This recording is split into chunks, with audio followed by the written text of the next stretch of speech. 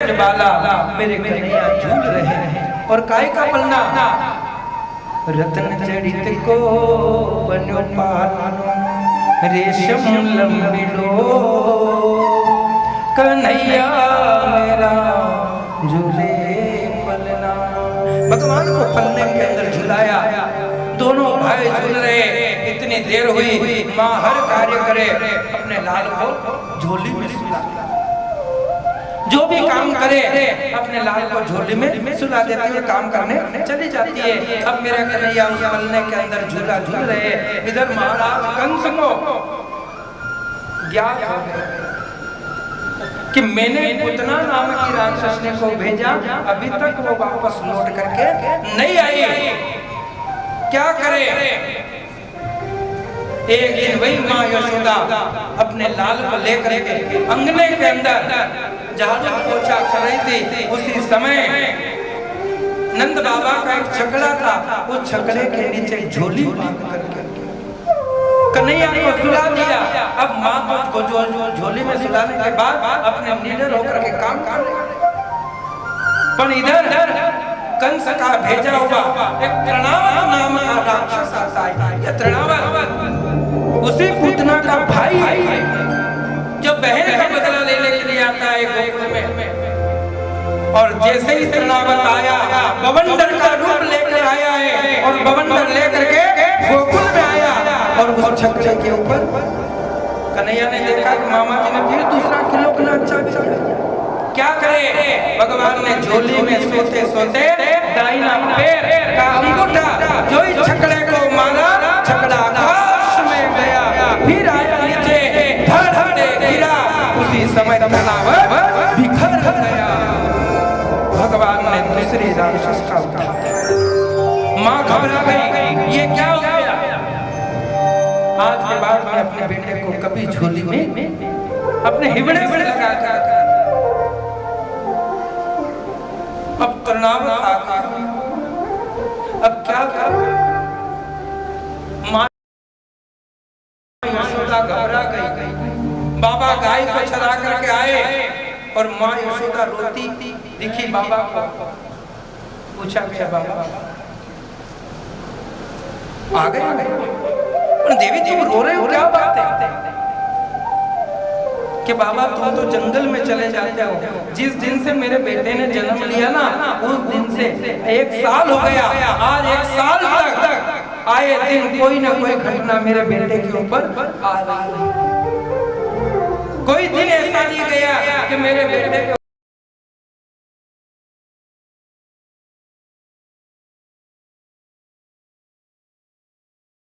पर कोई घटना नहीं हुई। इसलिए मेरे बेटे को ये गांव सूट नहीं कर रहा है। बाबा ये गांव छोड़ दे, दूसरा गांव बसा लगा ले चले। उसी समय बाबा अपने गोप ग्वाल से सलाह मशुरा करके अपने बेटे को लेकर गोकुल छोड़ दिया। और कहाँ गए, वृंदावन को बसिए सदा, जहाँ कल्प की छाँव, पास में यमुना भये,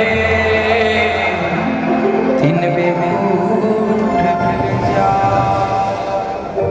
और तो वृंदावन के वृक्ष की मरमन जाने को, डाल डाल और हाथ पे श्री राधे राधे। बाबा यहाँ से अपन वृंदावन चलते हैं, क्योंकि वहां पर वृंदावन के वृक्ष की मरमन जाने को, डाल डाल और हाथ पे श्री राधे राधे। कौन कौन वृंदावन गए हैं यहाँ से देखें, क्या देखा आपने वृंदावन में।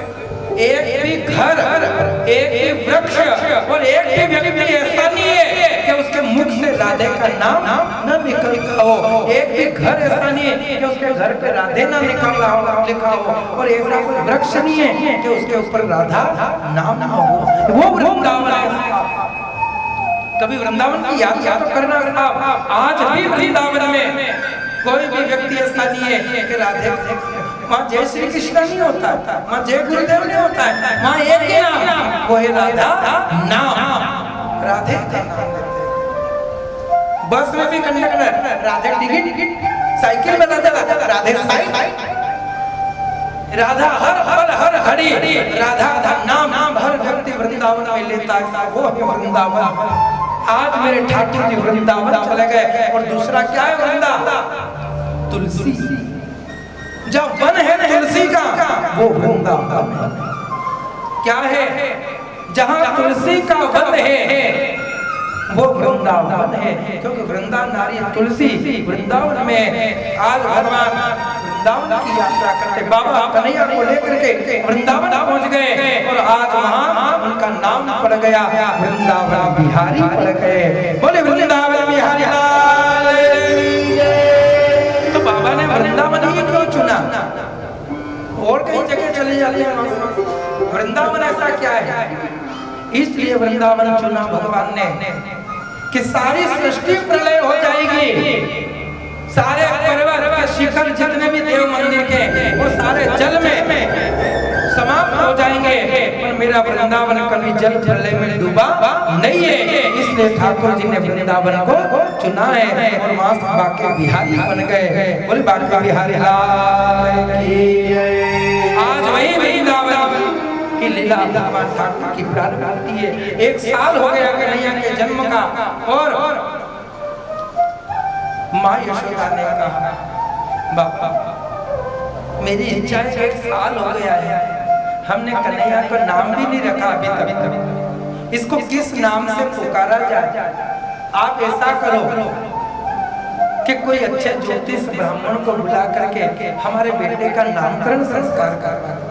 हमें पता चले हमारे बेटे के ऊपर ये घात आ रही है, इतनी आ रही है कैसे, तो गुरुजी को बुला करके हम पूछ लेते हैं। आप जाइए किसी आचार्य ब्राह्मण को लेकर आइए। 1 साल के बाद नंद बाबा अपनी गाड़ी को, छकड़े को माखन से भरा और 1 साल के बाद मथुरा में कंस के पास साल में 1 बार मथुरापति कंस को कर्ज देना पड़ता है। ब्रजमंडल के जितने गांव थे सभी माखन लेकर के कंस के दरबार में जाते। आज नंद बाबा भी साल भर हुआ और छकड़ा दही का माखन का भरा और मथुरा पहुंच गए और महाराज कंस को माखन दिया और कंस ने बाबा नंद को मोहरे प्रदान करी। बधाई हो बाबा, तुम्हारे घर लाल का जन्म है। कंस को ये पता नहीं है कि नंद का छोरा ही मेरा काम है। क्या बाबा ने मोहरे दी, ले करके चले और चलते चलते नंद बाबा ने विचार किया कि मेरा मित्र वसुदेव जेल में बंद है, तो आया हूं तो मिलता हुआ चलूंगा। उस समय बाबा नंद वसुदेव जी से मिलने के लिए जेल खाने की ओर जा रहे हैं, तो आगे देखा तो दुष्ट कंस ने अपने पिता उग्रसेन को भी जेल खाने में बंदी बंद करके रखा। पूछा बाबा ये क्या? ये सब बेटे की करतूत थी। आगे गए, देवकी की हालत ऐसी हो गई रो रो करके, जैसे जल के बिना मछली नहीं रह सकती। मछली जब जल से बाहर होती है 5 सांस लेती है और 36 सांस में अपने प्राण खो देती है। ऐसी देवकी की हालत होती है। कितनी देर मछली बाहर रह सकती है जल से? 6 सांस लेती है उसमें मर जाती है। 36 सांस में मछली जल छोड़ देती है और जल छोड़ा और मर जाती है। उसकी तरह देवकी की हालत हो गई। इसका रो रो करके दोनों पति पत्नी देवकी वसुदेव बात कर रहे हैं, मेरा बेटा 1 साल हो गया है, आज आप छोड़ के आए हो, आज उसका जन्मदिन है, आज 1 साल हो गया है, न जाने मेरे लाल को यशोदा कैसे लगती होगी, मेरे लाल को शायद रोता होगा, मेरे बेटे ने कुछ खाया होगा, पिया होगा या ना होगा। एक माँ दर्द जानती है अपने बेटे का कि मेरा बेटा भूखा है या इसने कुछ खाया। आज वही देवकी माँ वसुदेव से गिरे, क्या मालूम हो यशोदा मेरे लाल को भूखा ही सुला देती होगी, रोता ही होगा, मल मल कर देता होगा, कोई ऐसा ही पड़ा होगा, न जाने मेरे लाल को किस हाल में वो देवकी की संतान प्राप्ति होगी यशोदा। इतनी देर हुई और नंद बाबा पहुंच गए, वसुदेव आवाज लगाई और जेल के अंदर ही बाहर से और अंदर से हाथ निकाल करके वसुदेव और नंद गले से लगे। इतने में देवकी ने कहा बाबा मुझे बताओ मेरा बेटा कैसा है।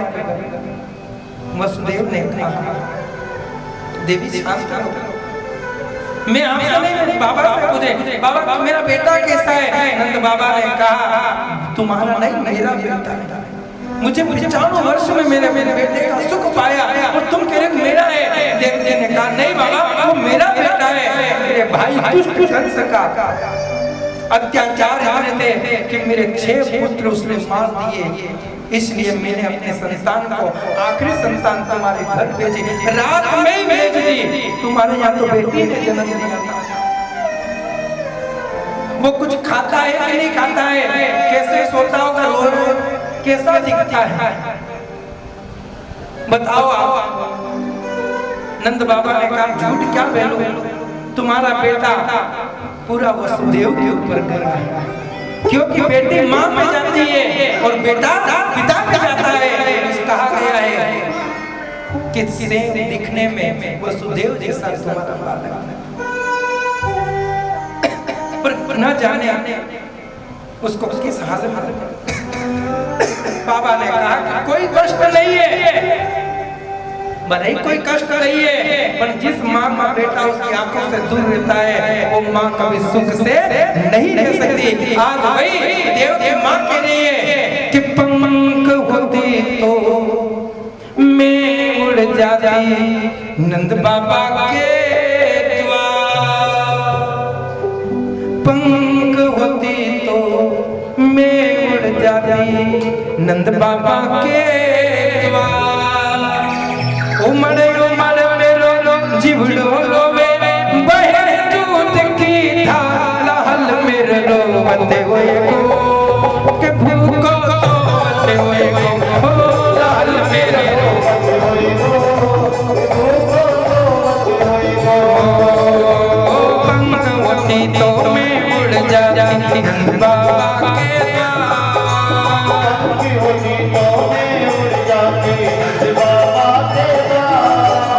उमड़ उमड़ मेरे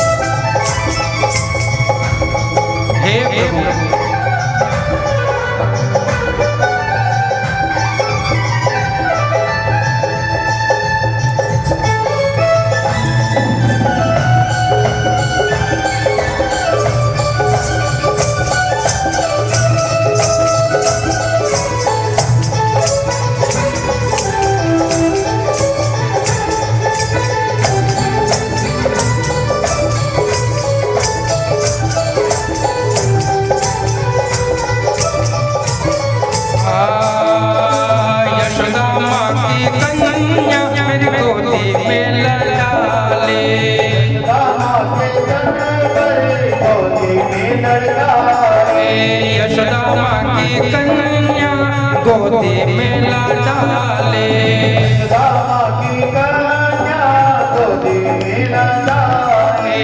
कंस दुष्ट ने मेरे 6 पुत्र मरवाए, कंस दुष्ट ने मेरे 6 पुत्र मरवाए। सोनी गोद मेरी हो गई, सोनी गोद मेरी हो गई, मन में रोई लहन मेरे रोवत होए गो, भूखो रोवत होए गो, लाल मेरे रोवत होई गो, भूखो रोवत होई गो।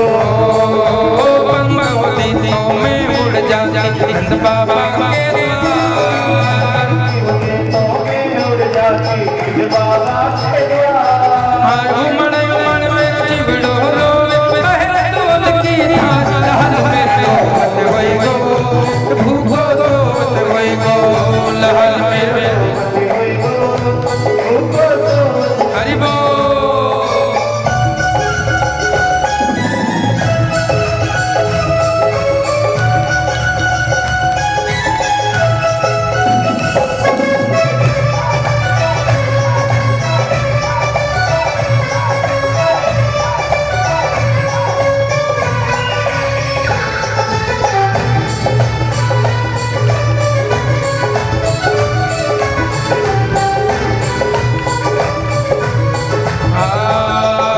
कंस दुष्ट ने मेरे 7 पुत्र मरवाए, कंस दुष्ट ने मेरे 7 पुत्र मरवाए। लिया है बदला पूर्ण जन्म का जेल में दुख पायो, लिया है बदला पूर्ण जन्म का जेल में तुझको डालो। लिया है बदला पूर्ण जन्म का जेल में दुख पायो, लिया है बदला पायो। हाथों में हर हर पाँव में बेड़ी, हाथों में हर हर पाँव में बेड़ी, जेल की मण पर लाल मेरे रोवत होए गो, भूखो रोवत होए गो, लाल मेरे रोवत होए गो, भूखो रोवत होए गो। पंगवती तो में उड़ जाती नंद बाबा के द्वार, तो में उड़ जाती नंद बाबा के द्वार। उमड़ उमड़ मेरा चिवड़ो रोवे बहे दूध की धार, लाल मेरे रोवत होए गो, भूखो रोवत होए गो, लाल मेरे रोवत होए गो, भूखो रोवत होए गो। पंगवती तो में उड़ जाती नंद बाबा के द्वार, उमड़ उमड़ मेरा चिवड़ो रोवे बहे दूध की धार, लाल मेरे रोवत होई गो, कि भूखो सोवत होई गो। क्या मालूम अगर मुझे कोई चिड़िया बना देते तो मैं यहाँ से उड़ के चली जाती और उसके मुंह के अंदर टोंच भर करके दाना दे करके आ जाती, पर मेरे बच्चे को भूखा नहीं, न जाने वो किस हाल में होगा। याद कर करके रो रही है और कहा मेरे बेटे को एक बार मुझे दे दे। उस माँ की हालत ऐसी होगी बेटे के वियोग में। आज वही कहा कि बेटे का नामकरण रखना है अच्छे गुरु को। तब वसुदेव देवती ने कहा हमारे कुल पुरोहित थे जो महाराज गर्गा ऋषि महाराज, उनको ले जाओ, उनके द्वारा बेटे का नामकरण संस्कार करो। तब नंद बाबा गर्गा ऋषि महाराज के पास में गए। गर्गा ऋषि ने निवेदन किया कि बाबा हमारे बालकों का नामकरण रखना है। बाबा ने कहा कि नामकरण रखेंगे तो 16 संस्कार होगा, पूजन विधि पूरी होगी तो ही मैं आऊंगा, तो नहीं आऊंगा। नंद बाबा ने कहा ठीक है आप सुबह आ जाओ। आज भाई नंद बाबा घर गए, यशोदा और रोहिणी से कहा कि कल हमारे घर में गुरुदेव आ रहे हैं हमारे बालकों का नामकरण करने के लिए, इसलिए उन्होंने कहा कि पूजा स्थान जहाँ हो वहाँ गाय के गोबर से पूजा करेंगे। यशोदा माँ ने कहा ऐसे कैसे गुरुजी है जो गाय के गोबर लिपटने के बाद पूजा करेंगे? अरे बड़े ज्योतिष है। माँ यशोदा ने कहा दो ज्योतिष कितने बड़े, मैं परीक्षा लूं।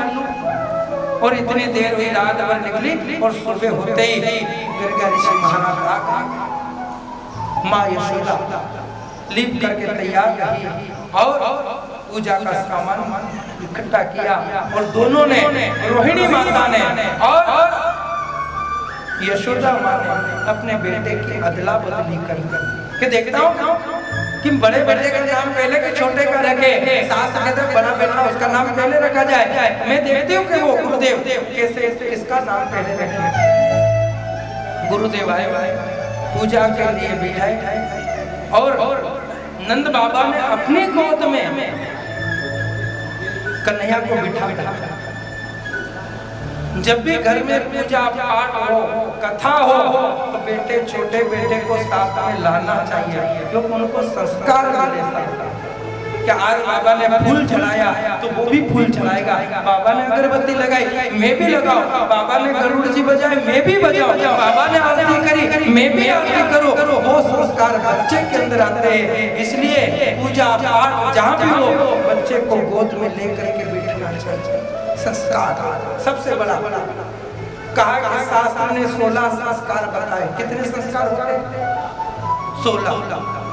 और हम कितने संस्कार अपना रहे होंगे? ऐसा एक ब्राह्मणी यज्ञ पवित्र पहरे, हर सनातन धर्म के लोगों को यज्ञ पवित्र पहनना चाहिए।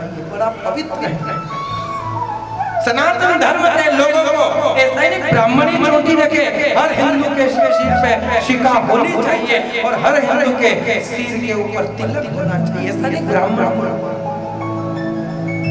पर यहाँ देखो तिलक होना चाहिए, सब सिर माथा सुना नहीं होना चाहिए। बिना मस्तक सुने से हमारा तेज नहीं रहता। तिलक लगाना चाहिए सब रोज।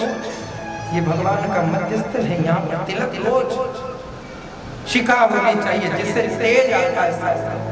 शिखा बंधन जो जैसे गांव में यहाँ टावर लगा है, सब सिम चलती है उसी टावर से।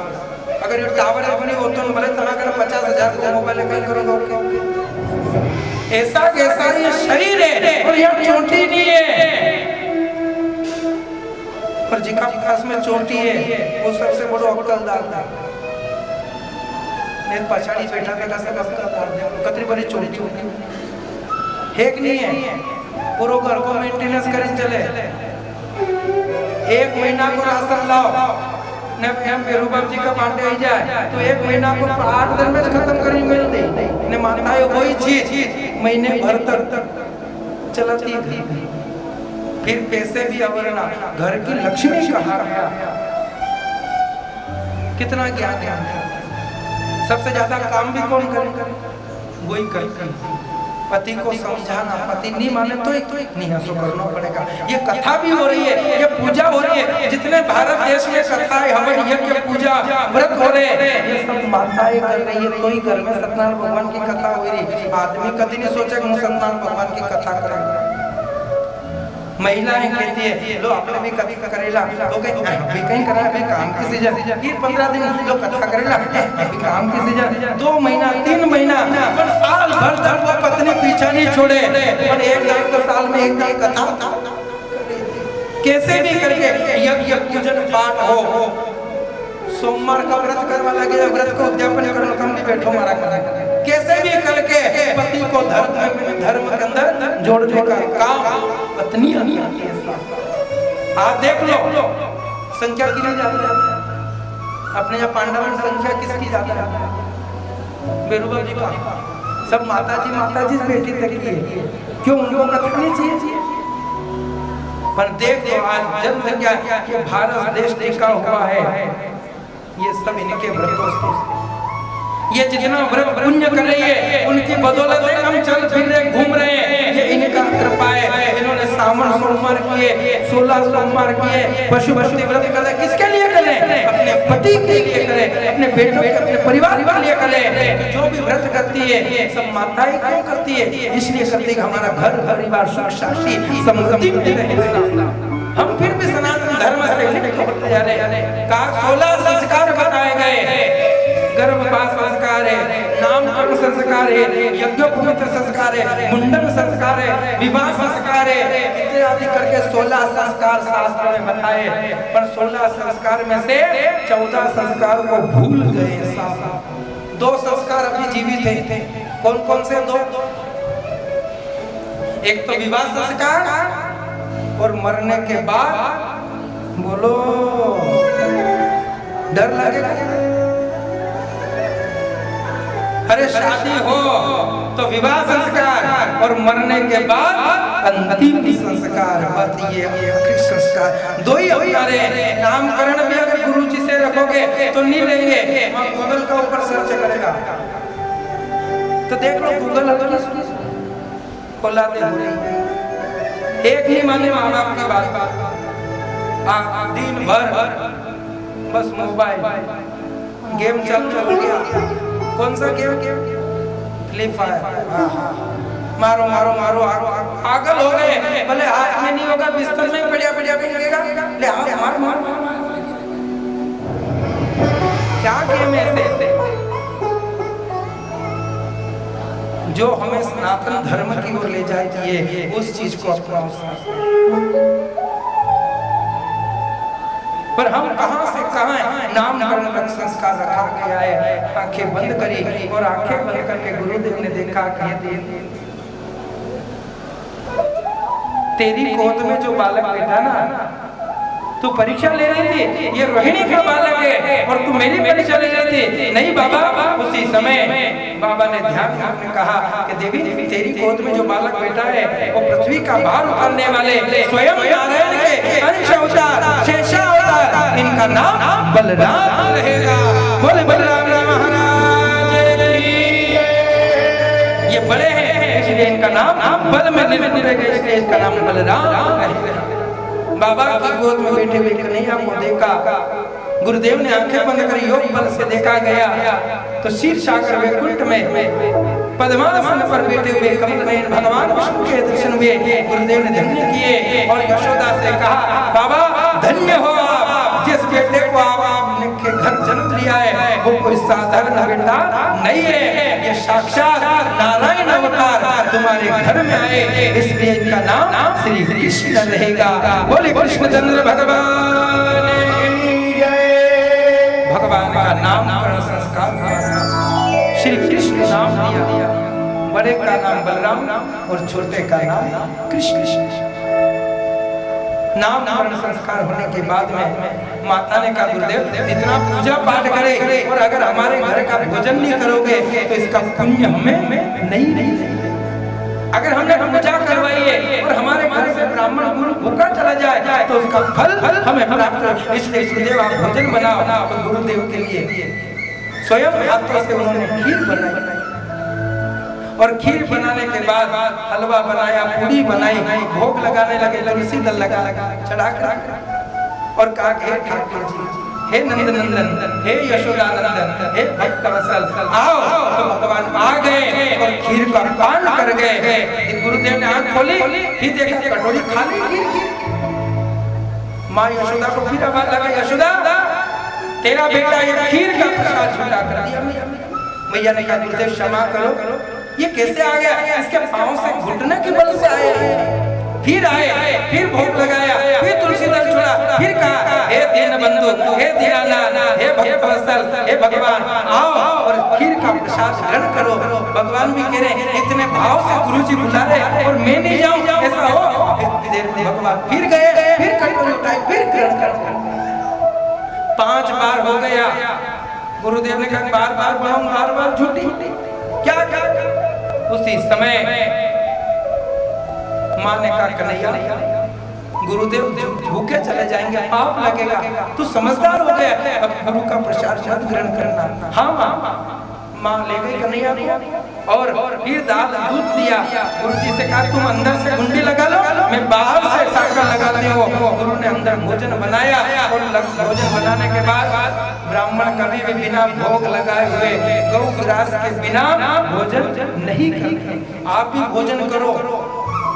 भोजन और भजन हमेशा एकांत में होते हैं, इसलिए भोजन करते समय बोलना नहीं चाहिए। 3 निवाले निकालो, पहला ठाकुर जी का, दूसरा गौ माता का और तीसरा अपने पितृ देवता का, और जल छोड़ करके फिर भोजन करो। फिर उस घर की आनंदी देखो साफ। रोटी भी बने तो पहली रोटी गौ माता को दो, आखिरी रोटी बने तो किसी कुत्ते को खिला दो साहब। उस घर में कभी दरिद्रता नहीं आई। आज वही ठाकुर जी को भोग लगाया, प्रेम से बुलाया, आओ ठाकुर जी भोग लगाओ। भगवान पास में चले गए, एक रूप से बाहर दूसरे रूप से अंदर है। गुरुदेव ने आंख खोली, अब प्रसाद कहा आप भगवान, क्योंकि सबसे भगवान को प्रिय ब्राह्मण होते हैं और ब्राह्मण हमारे घर से, इसलिए भगवान बैठे बैठे देख रहे हैं। जो निवाला नीचे रखा ठाकुर जी का, वो निवाला मिट्टी में हो गया था। उसके साथ में रोटी का खीर खाया तो रोटी का स्वाद नहीं आया, और उस मिट्टी का स्वाद मुंह पर भगवान को लग गया। जैसे बारिश होती है सुरबार की, न पानी की बूंदे गिरती है, कैसी खुशबू आती है, अच्छी आई तो खाई लो। आज कन्हैया ने वो थोड़ा सा मिट्टी का स्वाद आ गया, और गुरुदेव ने भोजन किया, दक्षिणा दी मां, नहीं गुरु अपने मथुरा चले गए। अब धीरे धीरे भगवान 2 बरस के हो गए, और 2 बरस में होने के बाद घुटनों के बल से चलने लगे। और जिधर जाए माँ के गोद में बैठे, माँ दही मंथन करे, उतार दे, फिर बिठाए, फिर माँ को कभी पीछे से गले में लुमड़े, कभी कंधे पे चढ़े।